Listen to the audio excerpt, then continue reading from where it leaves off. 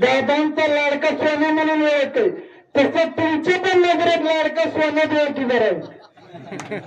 विचार केला तर काही महाशयांनी आमच्या ज्या दादांनी टँकर चालू केले ते बंद केले, पण या सरकारला आणि या तीन बिघाडी आणि काम बिघाडी या सरकारला विनंती की जे आमच्या दादांनी टँकर चालू केले त्यांनी बंद केले.